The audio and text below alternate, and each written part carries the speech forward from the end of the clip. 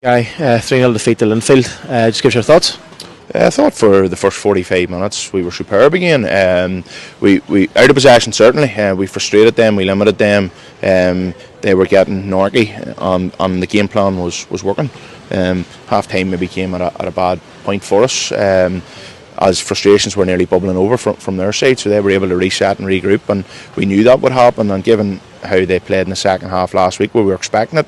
The disappointing thing is probably that we weren't able to deal with it. In terms of 7 minutes into the second half, concede the first goal, and then the second and third come pretty quickly after that. It is something that has happened earlier on, this season and against Linfield as well. I mean, frustrating when you say if you can at least sort of shut up shop for 5 minutes after the first goal, that would be more helpful, I suppose. Yeah, and it's something that we are trying to address and that we have addressed in a lot of games. It's just Linfield are a very good side. That being said, we can't be out of games with 6 or 7 minutes of poor performance, given that the other 84, 83 are very, very good. But listen, the first goal we're disappointed with. We have a man off the pitch and a hugely influential sort of, although he's an attacker, a hugely influential defender from set pieces. And I feel that we should have reacted to that better, because for all intents and purposes you could see Kirk Miller's going to whip it in like a free kick, and I don't think we were set, and it's disappointing that we get 2 bites at the cherry with it coming off the post and we don't react. That being said, and I haven't seen it back, I think the second goal is hugely controversial. I think it's an easier decision to give than to not give, and once that goes in, the third happens, because I think our lads will certainly, I'm frustrated on the bench, and I think for all that we want to have composure, there's a huge amount of emotion plays a part, and we lost our composure for the minutes that followed that, and unfortunately they scored again, and the game was up. Over the last 2 performances against Larne and Linfield, so one of the champions, one of the current league leaders, there's been, and we do talk about positives quite a lot, even after defeats. But sometimes we're maybe putting a shine on something that isn't there. But certainly there are a lot of positives to take out of the last 2 games against certainly the 2 best teams in the league. Yeah, well, listen, we believe it, and it's good that you're saying that as well as a reporter and as a fan, I suppose. We believe that there's huge positives to take. That being said, we believe we've played well from Coleraine, and we've absolutely nothing to show for it, and that's a worrying thing, I suppose, because we don't want a flat performance to come when we should be getting a result, if that makes sense. So we have to continue doing what we're doing and more to turn the tide. We always knew that this was going to be difficult as a season. We're in a difficult run of fixtures, but the tide will turn, and we believe that, and we know that if we continue to work hard or look and everything else that comes with it will change.